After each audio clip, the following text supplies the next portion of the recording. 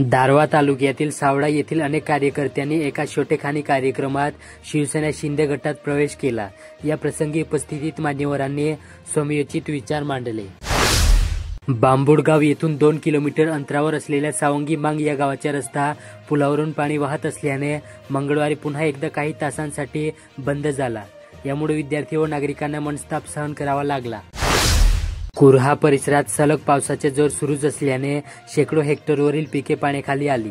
कुर्हा तळणी परिसरासह कोळी येथे मोठ्या प्रमाणात पाऊस पडला, त्यामुळे शेती पिकांचे मोठ्या प्रमाणात नुकसान झाले। नदी नाल्यांची काठावरील शेती पाण्याखाली आहे।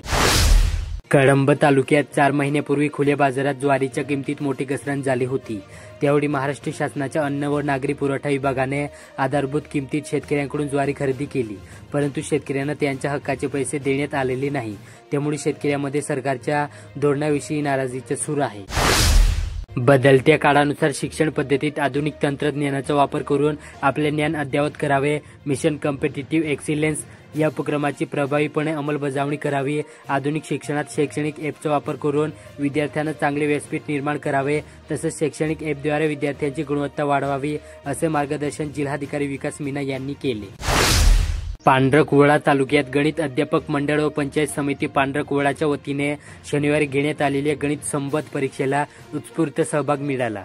तालुक्यातील विविध माध्यमिक विद्यालयातील तब्बल 1430 विद्यार्थ्यांनी ही परीक्षा दिली। वणी शहरामध्ये मोठ्या प्रमाणावर कचऱ्यांचे साम्राज्य आहे। एकीकडे नगरपालिका प्रशासन नागरिकांकडून करमूल्यांकनात भरमसाठ वाढ करण्याच्या प्रयत्नात आहे, मात्र दुसरीकडे त्याच करातून शहराची स्वच्छता करण्यास टाळाटाळ का करताय, असा प्रश्न शहरातील ठिकठिकाणी साचत असलेल्या कचऱ्यांच्या ढिगाऱ्यामुळे उपस्थित केला जात आहे।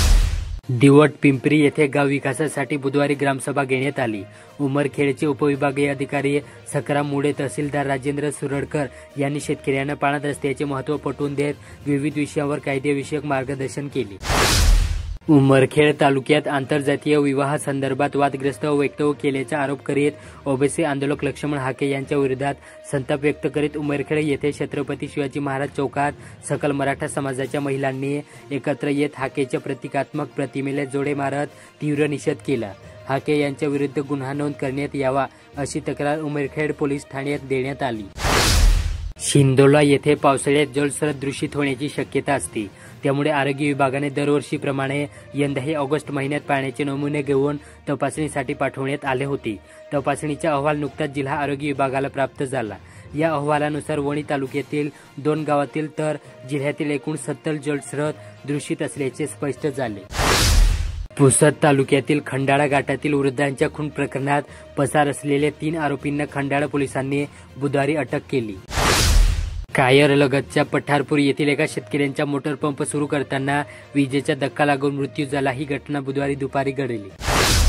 राळेगाव तालुक्यात जागेच्या कारणातून वाद घालून काठीने हल्ला केल्याची घटना येथील ओली नगरात घडली।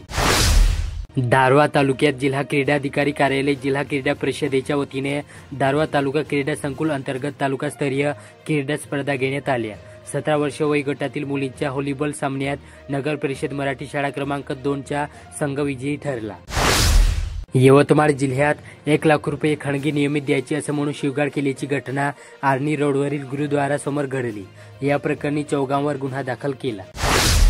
यवतमाळ जिल्ह्यात धक्का लागल्याच्या कारणातून युवकाला कड्याने मारून जखमी केल्याची घटना लोहारा चौकात घडली।